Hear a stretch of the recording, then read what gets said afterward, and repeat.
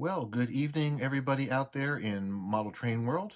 Welcome to another edition of Workbench Wednesday. I'm your host, Ryan, and tonight we're going to be talking about what is honestly one of my least favorite parts of the hobby, but it is a very necessary one. And I think this is something that we all face. And if you took a poll of modelers, you'd find that cleaning track and general maintenance on your locomotives and rolling stock typically doesn't rank very high in the list of things that we like to do. It's a lot more fun to be able to just get out the train and put it on the track and watch it go, and or even sit down and build a model and do something constructive rather than just the usual care and feeding of these things. But a little bit of time spent doing this maintenance will go a long way towards making sure you enjoy the other hours that you want to spend with the hobby.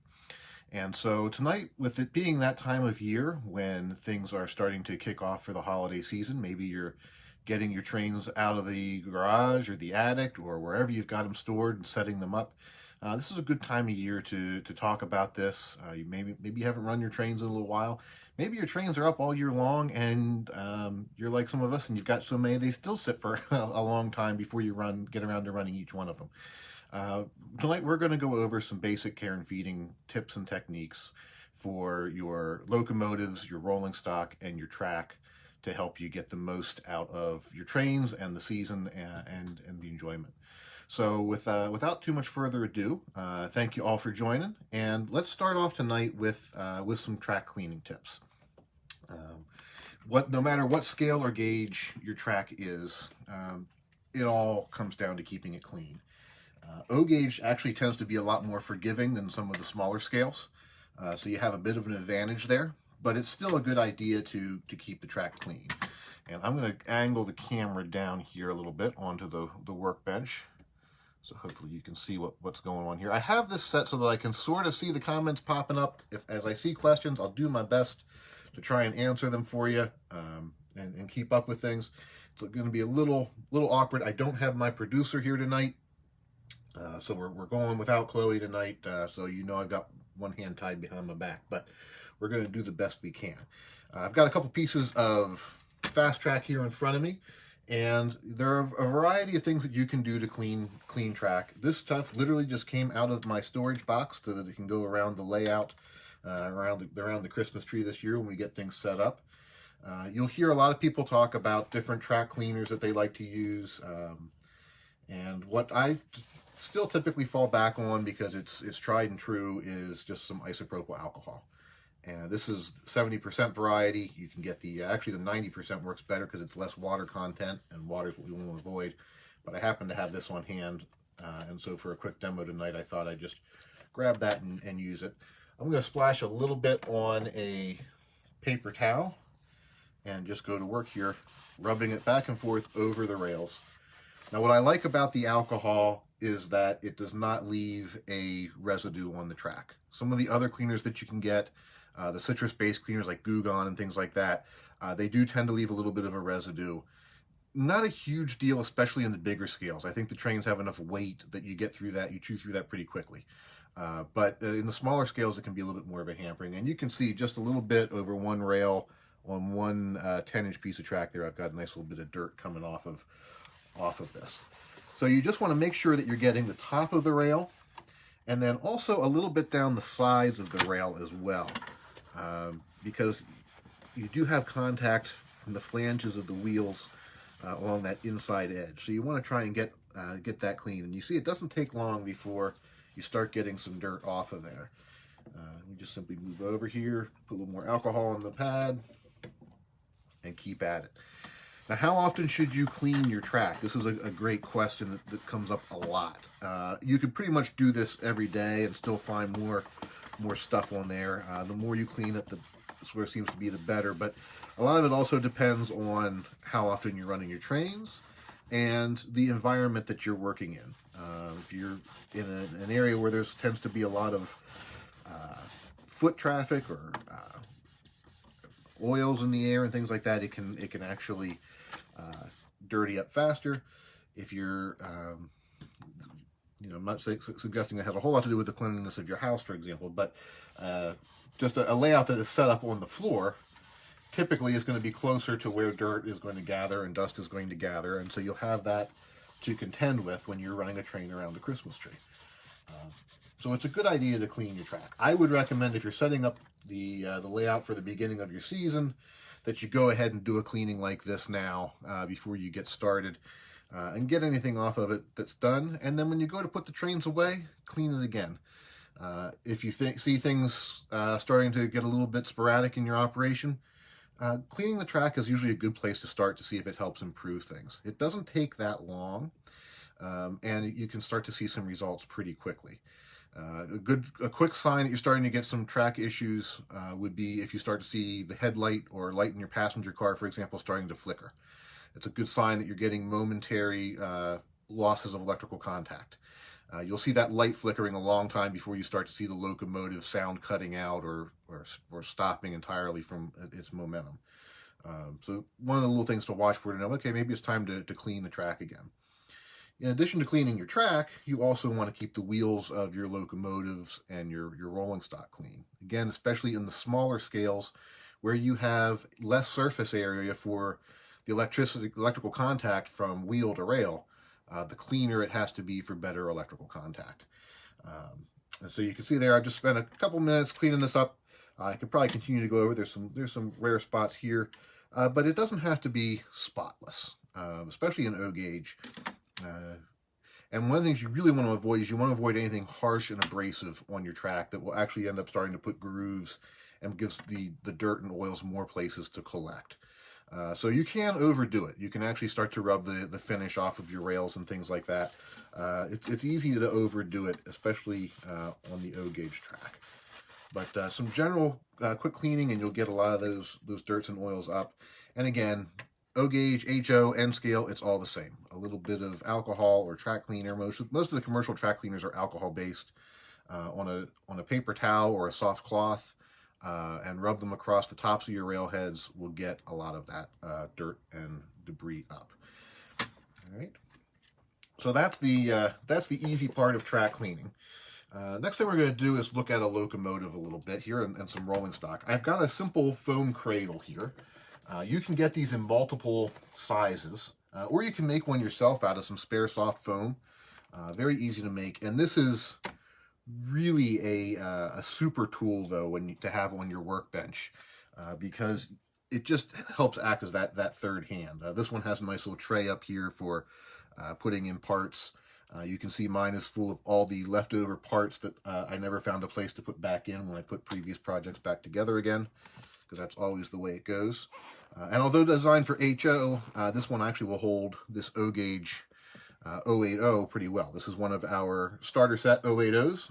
This is actually my wife's Frosty the Snowman engine. So I'm sure this will be making a trip around the Christmas tree this year. So it's time to get it out and take a look and clean it. This has not been out or run in 12 months. So it's due for an inspection. Looking at the outside here, the wheels on the locomotive are pretty clean. If I take a wipe to this here, I'm not getting a whole lot off of there, which is good. An easy way to clean wheels on a locomotive, and I'll demonstrate it later on an HO piece here with some power, is to power up some track, lay a towel down, and run the wheel, power the engine up, and just run the wheels over there to clean it off. That works really well and doesn't take a long time.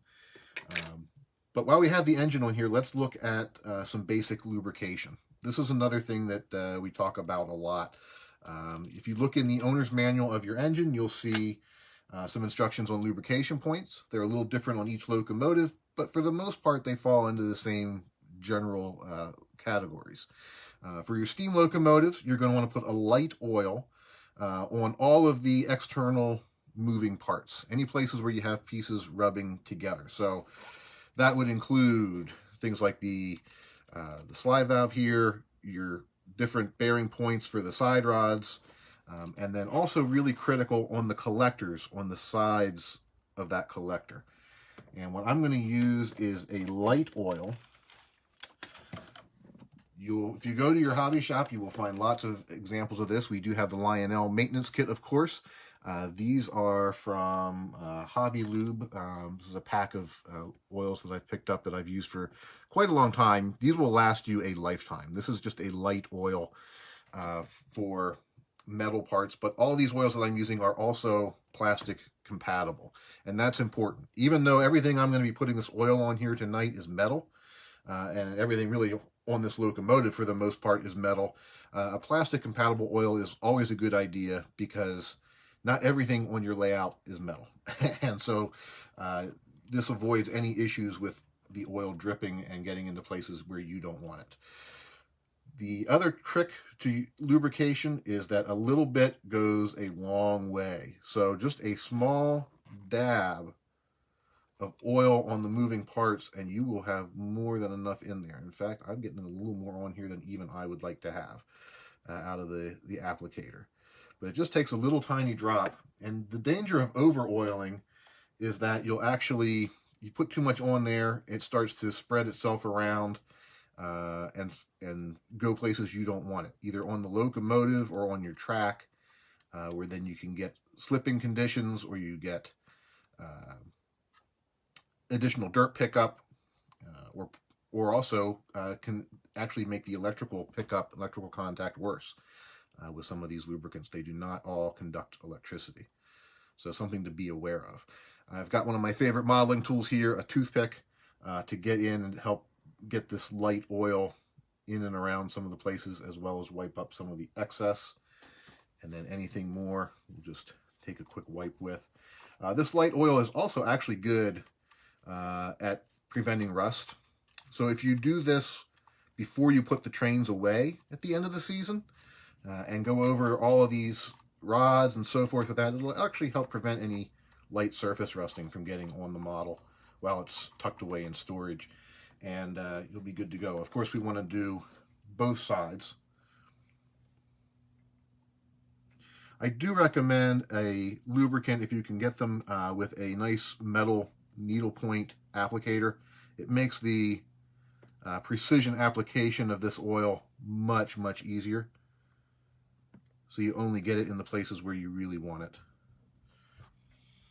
You don't have to go too crazy getting it in and spreading it around. As the engine is run, it will also transmit that oil around all the moving parts. So just a little bit in there is all you really need to get going. And last but not least, I want to do the sides of the rollers. And again, I want to get in here on the side of the roller so that it gets the bearing that this rolls on, not the surface, not the top of the roller itself, because that will impede the electrical pickup. So just a little drop right there on the side. We'll hit both sides here. Is all we need. Okay.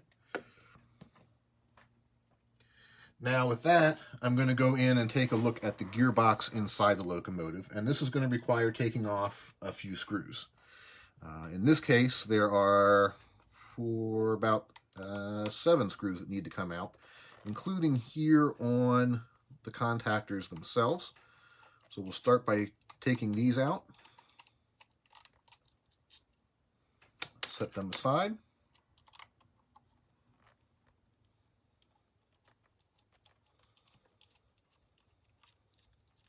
Again, each locomotive is going to be a little bit different, whether it's a Lionel locomotive or other manufacturers.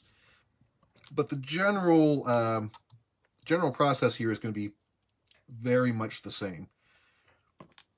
Sometimes you'll have locomotives with an exposed gearbox where you can get right to it without having to take anything off. It's particularly on some of the older models. And that's great from a maintenance standpoint, but it also means that that gear is a lot more exposed and much easier to pick up dust, dirt, hair, carpet fibers, etc. And so a closed-in box like this is actually preferable from a maintenance standpoint. All right, we're going to take this cover off, and that will get us access to our main gear. All right, so if we look underneath here, inside the locomotive, there's a vertical motor up inside the firebox. It comes down to a worm gear that drives our main gear shaft, and you can see there is still a lot. Let me reverse, it might get better light this way. There is still a lot of grease in here from the factory when this was assembled. It's all sort of worked its way to the side from from operation, but I don't really need to add any more grease into this.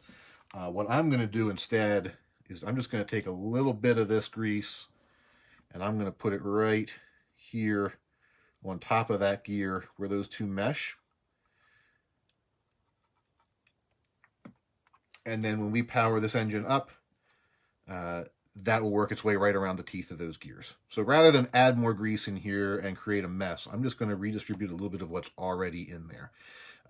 If you open up a locomotive and let's say it's been in the attic for a long time and this grease has solidified and hardened, then you're going to want to clear all of that out of there. Clean it all out and make it nice and clean and give yourself some fresh oil, fresh grease, and a new start. For the grease in here, we want to use something a little heavier than our light oil. And we've got, let's see here. If I were going to add oil to this, and I probably will on another locomotive here in a little bit, I would use this gear lube, which is a little bit more viscous, a little bit heavier. Again, even if the gears are metal as they are here, plastic compatible gear oil won't hurt.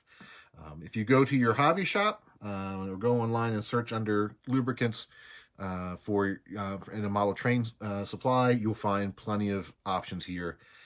Just like we did on the outside, a little bit goes a long way, so you don't need to overdo it. Here inside, you can see this will last you for quite a long time, just keeping up with it like this. All right, now of course we want to put the whole thing back together again. While you've got this open, take a look, make sure there's nothing else jammed up in there that could create a problem down the road. But then we can get our cover back in place and we'll be ready to run trains. This is a process that doesn't really take that long. A couple of minutes on a locomotive like this once a season, and you should extend the life of your locomotive by years. So it only takes a few minutes, but it really is time well spent. From my experience at Lionel, both at things like our retail store and running at shows where we run trains pretty much constantly for days or weeks or months on end, I can tell you that some basic care and feeding does go a long way on these. Even from past experience at the Railroad Museum of Pennsylvania in Strasburg, where we had multiple running layouts, this became a constant battle for us, keeping things clean, keeping things well lubricated.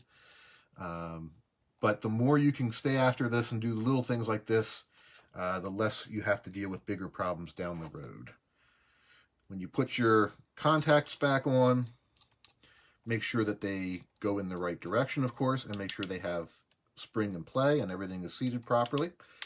So you've got good contact when you get started. And that's really it. Those are the essentials of cleaning and lubricating your locomotives for trouble-free operation. If you do those things, things will run nice and smooth. Warning signs that it might be time to add a little bit more grease would include hearing some squeaking, hearing binding noises, things like that. Try and isolate that where the sound is coming from. Put a little bit of extra oil or grease in there and it'll usually do the trick. With rolling stock, similar idea. All right, I'm using an HO scale flat car here, but again, doesn't really matter the scale or the gauge. I just grabbed something that I had handy. And we're going to do a little bit of wheel cleaning, but we're also going to do a little bit of oil on the journals. I'm going to use the same light oil on this that I used on the valve gear of our O-gauge steam engine. This car, like the Lionel HO cars we make, has metal wheel sets. You're going to find a variety in the in any gauge between plastic wheels, metal wheels, plastic axles, metal axles, plastic and metal side frames. It doesn't really matter. They all have a friction point here at the journal where the end of the axle rides in the end of the side frame of the truck. And that's what needs to be kept lubricated. It does not take a lot, again. One small tiny drop in the end of the bearing on the side frame is all you need. And I realize I'm turning that away and you can't see it on the camera. But a small little drop in there is all you need, and then we can pop these wheels back into place. Good thing to check while you've got these wheels out. I mentioned this a couple weeks ago when we did our track module building and we were laying some track, checking the rail gauge. This is my NMRA standards gauge. These are available in every scale, including narrow gauges as well. And I'm going to pop that wheel on the wheel gauge and make sure that my flanges are at the right gauge. While you've got this off, great time to do that check. If the wheel is out of gauge, a little bit of twisting and pulling will get things right back into place for you. And then we can pop this back into our side frame.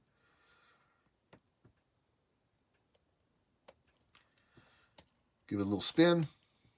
Make sure everything's going fine, and we're good to go. Do the next wheel here as well.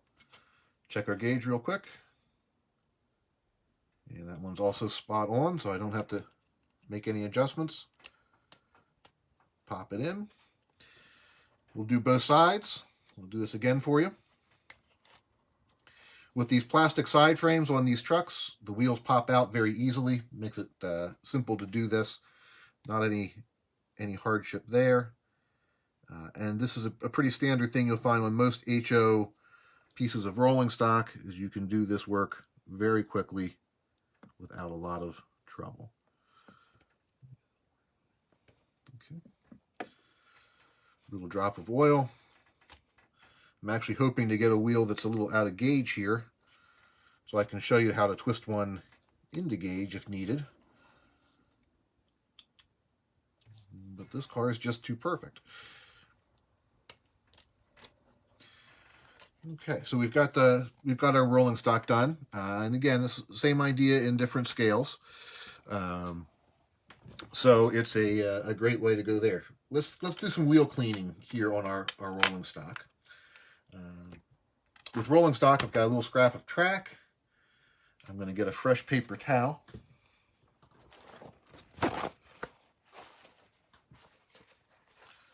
Fold it over a little bit here. And put a little of our rubbing alcohol on that. Lay the paper towel across the track, as you can see here. I'm going to take the wheel of the trucks, place it on there, and just roll back and forth. And I'm going to go from the wet spot to the dry spot on the paper towel. And hopefully you can see what's happening here already. We're getting some dirt off of that wheel. And that's what came off of this piece of rolling stock with what looked like relatively clean wheels to start. It doesn't take long for these cars to pick up dirt. The reason that you clean your wheels on rolling stock, like this flat car, it's not really going to impact the performance of the rolling stock very much, at least not until you get a lot of dirt caked in there. And I have seen some people's trains where they've gone so long that you can peel the dirt off of the treads of the wheel with a screwdriver, and that can actually affect your tracking. But if you have a lighted car, obviously you can impact the pickup for the lights in the interior of the car. But the dirt that's on these wheels is going right back onto your track. So if you spend all day cleaning your track but never clean the wheels on your train, you're only getting half of the problem. So it's a good idea to keep the wheels of your train just as clean as you want to keep the wheels of your track. And you can see there, just off of one car, how much dirt we took off of that. It doesn't take long, but it's a good idea to systematically go through and do this to your rolling stock. Now for the locomotive, it's even easier. We can hook up some power leads here.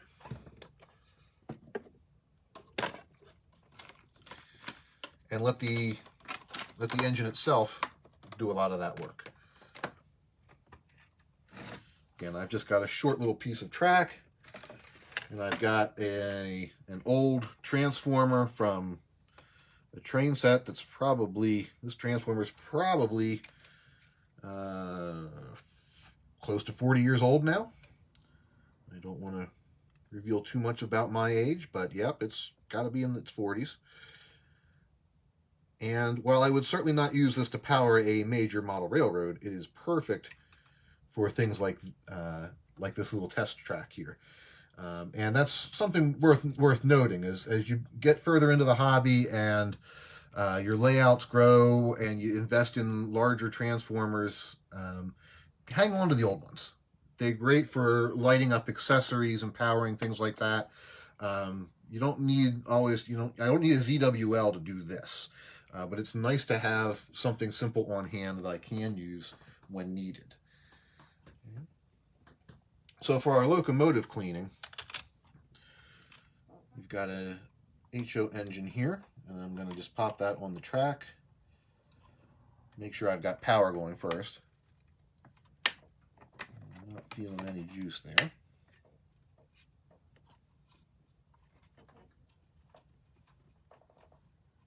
Short. All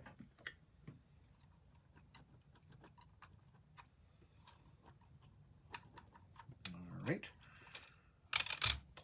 Well, this is a good example of troubleshooting. We've got a power supply hooked up. Want to make sure that we're actually getting track power. Let me check and see if I have a problem in the locomotive or if I have a problem in my power supply. Here's an engine that I did earlier today and then decided, okay, so that engine's running, which is telling me that this locomotive is not picking up the power for some reason. It may be because of the decoder that's inside the model, that it isn't set up to run on DC, is not DC enabled. I'm going to assume that's the problem, and since that's a little bit more than we're going to get into tonight, we'll clean the wheels on this Santa Fe GP60 instead, through the magic of television. Okay, so I'm going to lay the cleaning pad here back on the rails. I'm going to put one truck on the pad and the other on the rails where it's going to pick up power. This is where you do need a locomotive with pickups in all of its wheels to do this, obviously. And just let the engine run over the wet spot there on the alcohol and let that clean the wheels off. And it doesn't usually take very long. Let that run for a little bit. Flip it around and we'll do the front truck.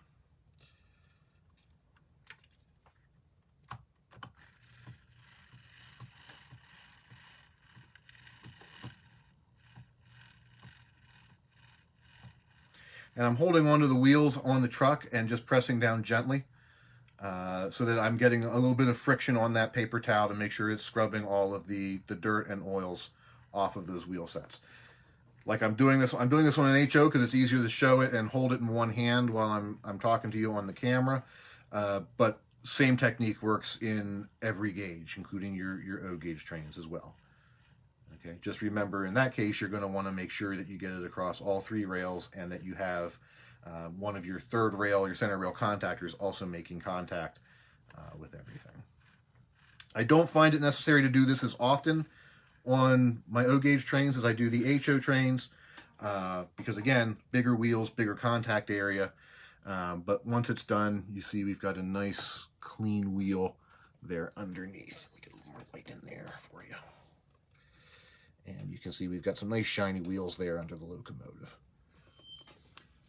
Okay. Before we move on too much further here, I do want to talk a little bit about, we did the lubrication on the steam locomotive, just so everyone's got the example. We'll do a diesel engine here as well. This is a model that has been sitting around and hasn't been cleaned in a while, so it's a good candidate to look inside. I did the front truck earlier today, sitting here, so we'll do the back truck. Typically what you're going to find on a lot of models with diesel engines is that you're going to have gears inside the truck and then additional motors and gears inside the body itself. Most of the gearing is going to be in the truck. So to get to that, we need to remove the cover plate on the truck itself. And in this case, it's this top plate here that goes over the center of the truck. If you have an exploded diagram that comes with the model, it's a great place to check and start to see how these come apart. Usually a little bit of study will show you the ways of things. If you look at the model carefully enough, it'll tell you how it comes apart. To get this cover off, I'm going to use a small screwdriver and a little bit of force and just pry it up. Whoop, and there it goes. Into the great parts bin. Okay. Now, if you look inside here, you'll see right away that this thing is rather filthy. We've got some debris in here. We've got a lot of fuzz that's been picked up over the years on various layouts, and also probably, frankly, from just sitting around here in my office on top of the bookshelf. To get the wheels out, I'm just going to pull the side frames off, nice and easy, and then we can lift out the axles. And hopefully, if I get this up here on the camera, you'll be able to see, zoom in there for you. There is a lot of hair, dust, fuzz, ugliness wrapped around that axle. And so we're going to start by cleaning that off. And I'm going to use a paper towel and get in there and wipe that out and wipe around the gear. There is a little bit of grease in here, but not a whole lot. So we're going to add a little grease to this model just to help with things in lubrication. And I just want to get as much of this out of here as I can. You can see as I'm wiping this out, I'm also getting some oil and grease off of the axle as well. So we do know there was some lubrication in here, which is good. So just going to get in here and dig a little bit. Yuck. I think this thing ran over a Wookiee or something at some point in its life.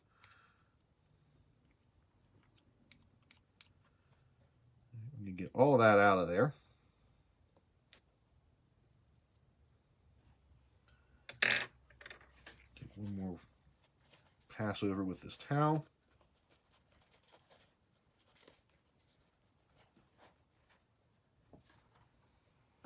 And I've got one more axle to do. Same as the first time around.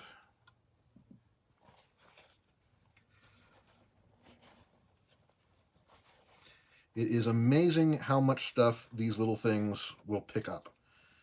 No matter how hard you try and keep your layout clean, you will always run into this sort of an issue down the road.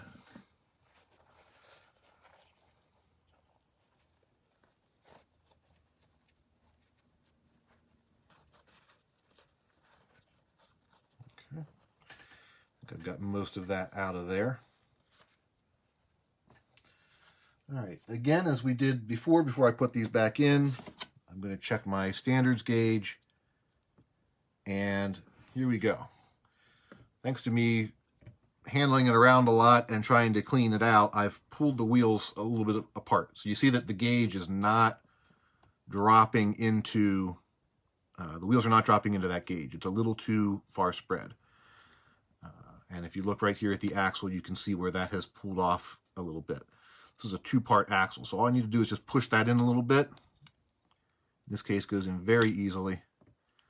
Check it on the gauge again, and now we're right in line. But a lot easier to find that out now before I put this back in the truck and reassemble everything than after I've done all the work.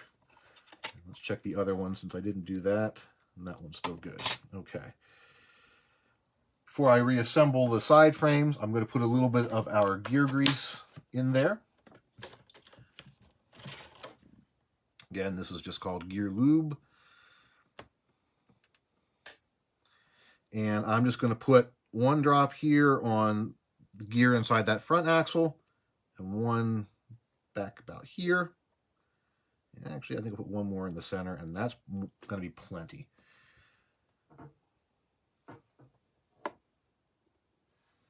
And once we put this on the track and power it up, the engine's own motion is going to do all that we need it to do to disperse that lubricant all around the gears inside that gearbox. Okay, I'm going to put the cover plate back on. Again, just check real quick, make sure there's no extra fuzz on that. that we don't want to get back into things. And it's just a press fit. Clips right back into place. This has 2 contact strips on the sides to help hold in the axles and also gives us our electrical pickup. And then the truck side frames themselves snap on over that to keep everything in place and in line.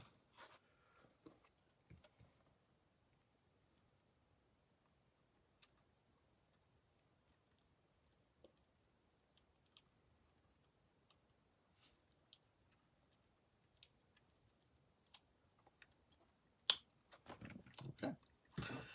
And that's all there is to that. And again, I did an HO scale locomotive here. Lionel's O gauge diesels are very similar. One nice thing we have on our Lionel diesels, particularly in the legacy line, our scale locomotives, we have what's known as the Lion Drive connector. And if you take the truck and twist it 90 degrees, you can actually lift it right off of the model, which makes it really easy to get in there and do this without having to disassemble the entire model. So it's a really cool feature of our scale diesel locomotives. Something that probably Dave will talk about one of these demos with Dave Knights that makes maintenance and care and feeding of our legacy diesels much easier. So something to look for on those. With the Lion Chief models, our train set diesels, they're not quite as complicated, but again, very simple operation, very similar to what you're seeing me do here. To get inside the locomotive, in this case, and this is a pretty common thing on HO models, today at least, what we're going to do is just take out the couplers at the ends of the model. You actually have an older style of coupler I want to replace anyway, so kill 2 birds with 1 stone on that before this goes back together, I think. Keep that screw here.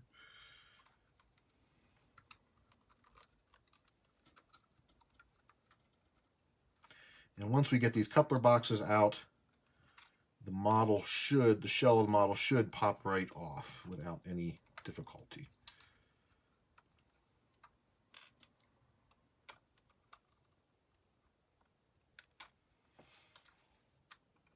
Now, if you're like me and you've done a little bit of extra work to your models to customize and add details, you may have to check and see that you didn't put a plow in place or something like that that makes it harder to get the shell off.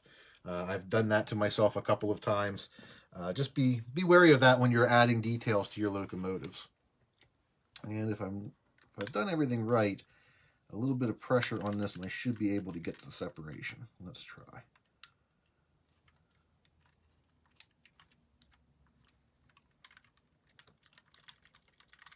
Or maybe not.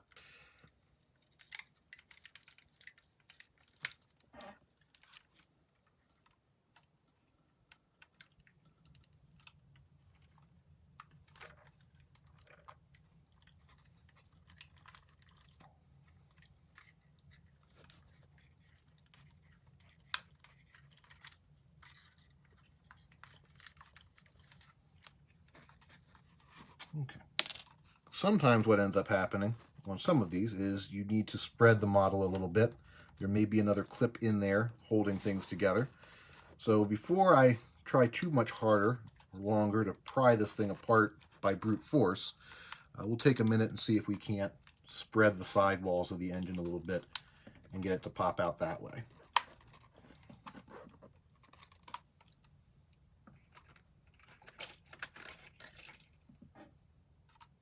In other cases, I've seen where you have to take the fuel tank off, and there's some screws hidden underneath there. Most of our Lionel models, it's pretty obvious. You start with the biggest screws in the corners of the model and work your way around, and the next thing you know, you've got the shell off.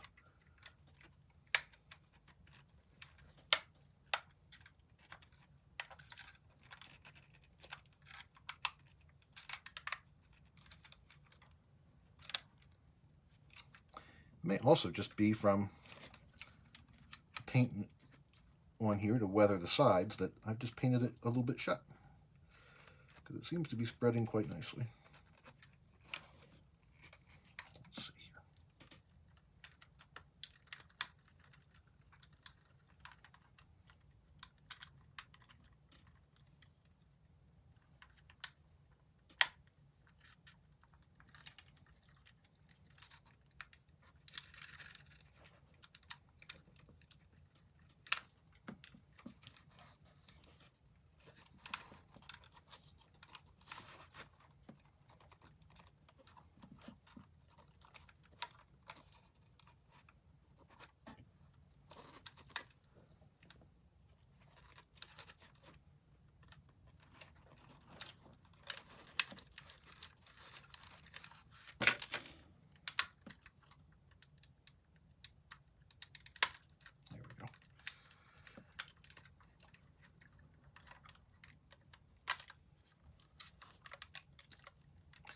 It's getting there, guys.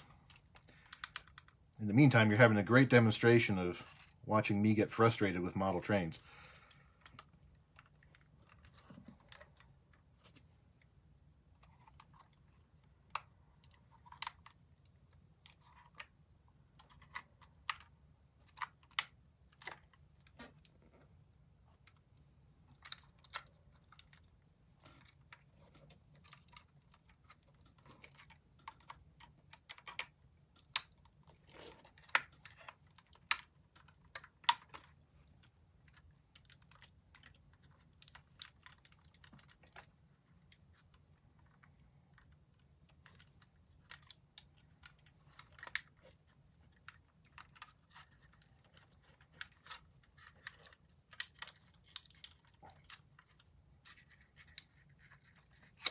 All right. Well, I'm going to apologize because rather than have you all stand here and watch me struggle with that to try and get the body off to lubricate 2 more gears inside of there, doesn't make for exactly entertaining viewership here. So instead of watching more viewers just drop off as we do this, let me switch over and try this other locomotive. I know this one comes off pretty easily because I've had it off before fairly recently. So this probably doesn't actually need any lubrication, but should be able to get the body off a little more easily. So we're going to have a go at it. And that'll be more informative to you than watching me struggle with a model. All right, I'm going to take out the couplers again.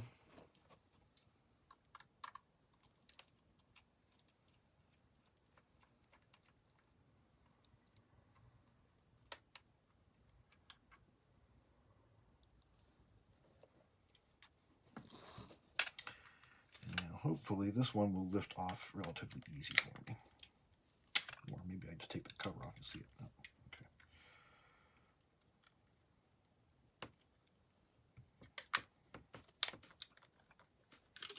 There's no screw.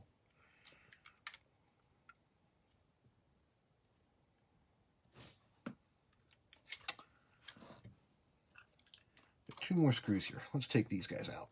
That may help.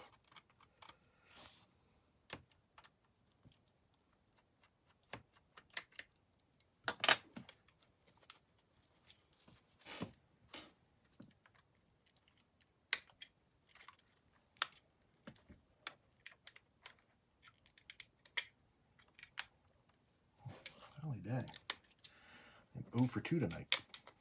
All right, I'm going to pop off the dynamic brake hatch here.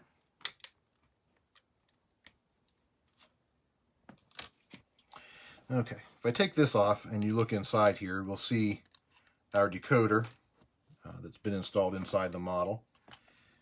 And pulling that up carefully,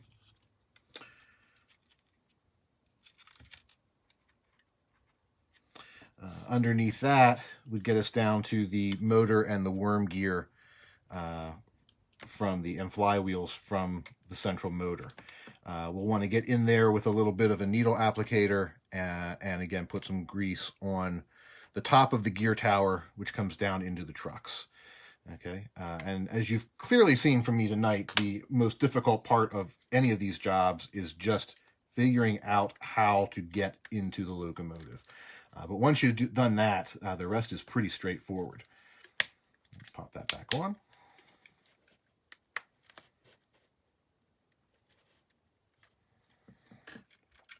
Because they're all very similar once you get the top off.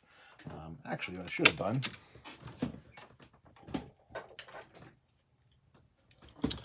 I have one that's already opened up over here. That would have been helpful to have remembered 20 minutes ago, Ryan. We've got a similar case here. Here you're seeing the top of the truck. And if I spread this clip a little bit on this, we'll pop off the top of this clip, which keeps the truck in place. Again, another friction fit.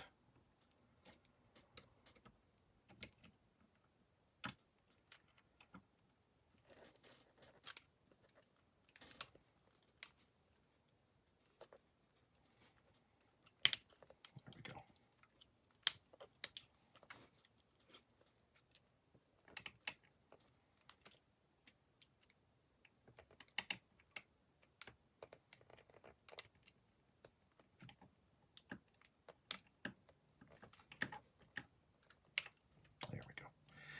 And now we've got the top of the worm gear exposed, as well as some fun little fuzzies in there. And lubricating this would be done the same way. Once you've got the worm gear exposed, just a little drop of gear oil right in there. And that'll be good to go when we power up the engine and run it through. Of course, you'll want to do both gear towers at either end of the engine if you've got a model with all-wheel drive. And then we just pop that clip back in place. Okay. All right. Well, that was a long way to get there, but I think you finally got to see it and get the idea of what's involved. I hope that answered some general questions here. If you're getting out your trains and you're getting things set up for the year, as I know a lot of people are right now, you want to do some checking on things. Check your track for cleanliness. Check to make sure everything is put together properly. When you install your power supply, it's nice if you have a lighted passenger car or caboose, put that on the track. Make sure you've got power coming to your track. That'll tell you right away, so that if your engine doesn't run, you can immediately rule out anything track related to that problem and focus just on the locomotive itself. If you're having locomotive issues, if it's not running at all, check pickups, make sure all your contacts are clean and all your wires are intact. If you hear the motor humming and things aren't moving, if it's a conventional unit, check to cycle the power a few times, make sure the E unit just isn't stuck in neutral. And if that's not that, then check and see. You may have some old grease in there that's collected around there and is seizing everything up, and you just need to clean it out and relubricate. If the engine's running sporadically, it could be dirt, could be lack of lubrication.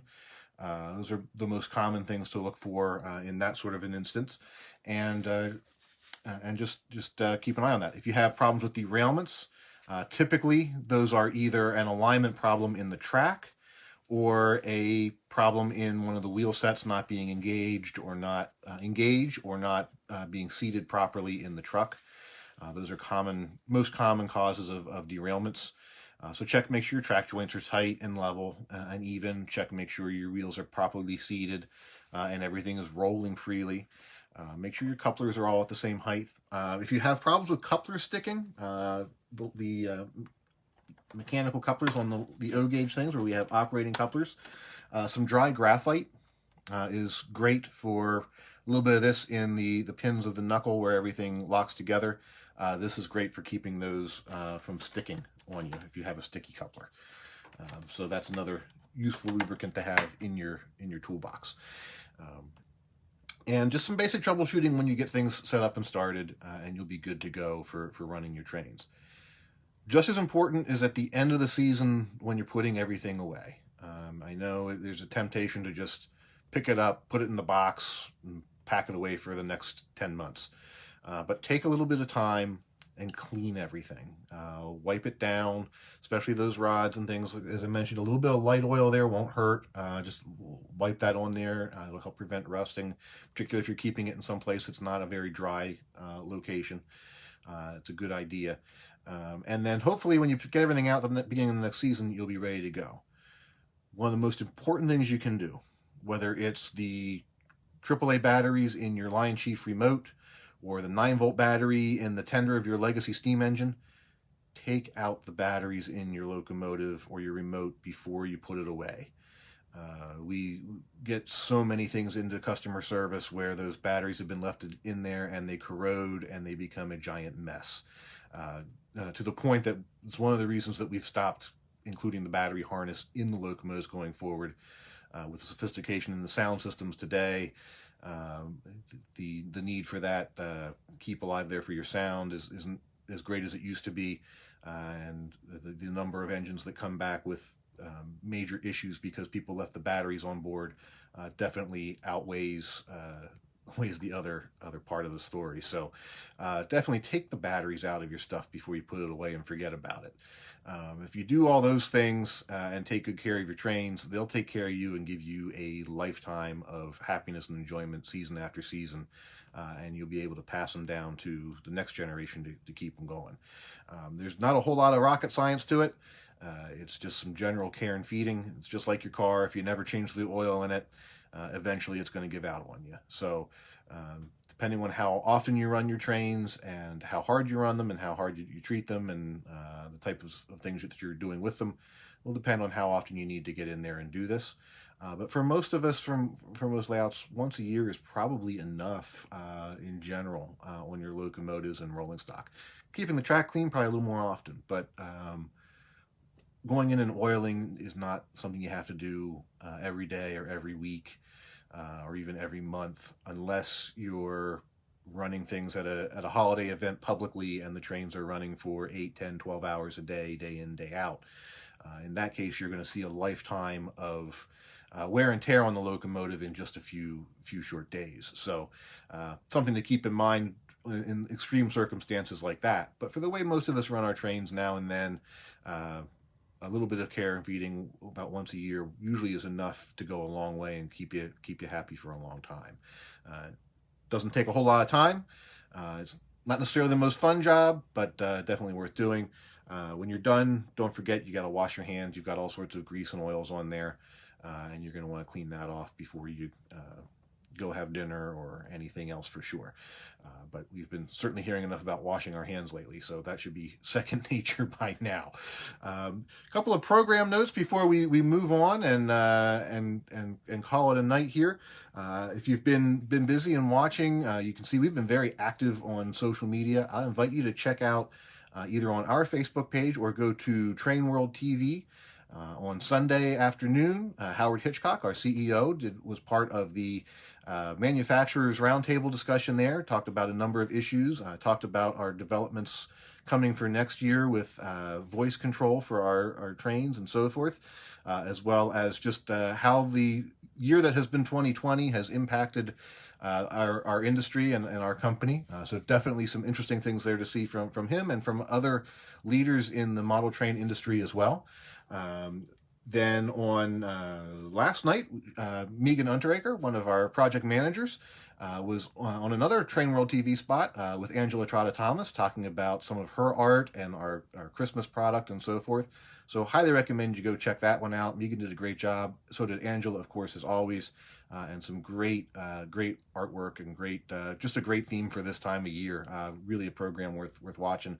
Want to give a shout out and a thanks to our friends over at Train World who do a great job and have really stepped up over this year to help keep a spotlight on what's going on behind the scenes in this industry, as we've all been a little bit more separated from each other than usual. Tonight, in just a little bit, starting at 10 o'clock, Megan will be back on the air, this time on Shop HQ. They'll be doing some special programs, so you may want to check that out if you get Shop HQ. Take a look for Lionel on there tonight for some great things. Next week, of course, next week we've got demos with Dave on Monday, and then we've got our Thanksgiving week. So I hope that everybody out there has an opportunity to spend some time with family and friends and enjoy the start of this season in the best and safest ways possible.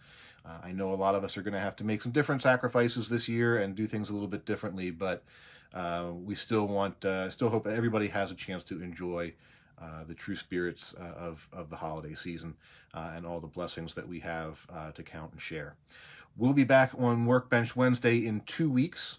And for the next 2 shows in December, we're going to have a special feature. Instead of me just talking to all of you, we're going to do a build-along. And the kit we're going to be building is one of our O-scale house kits. It's going to be the Davis house kit. It's the house kit under construction. And I would invite all of you to visit your local dealer and pick up one of these kits. They're not that expensive. Sit at your workbench with me and let's go through the process. We're going to build it. I'm going to customize mine a little bit and have some fun with it. Haven't figured out exactly what I'm going to do yet, but I'm going to pick up that kit and take a look at it and see what can be done with it. I think it could be one to have a lot of fun with, and invite you over the next 2 sessions to build with us.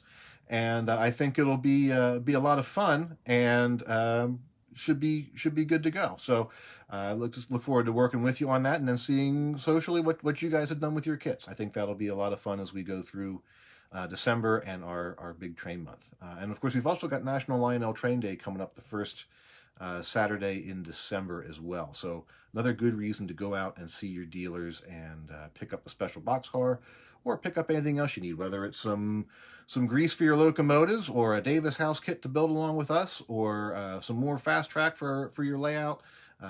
Don't forget to support your local hobby shops. One more shout out I want to give tonight. I want to give a shout out to Harry.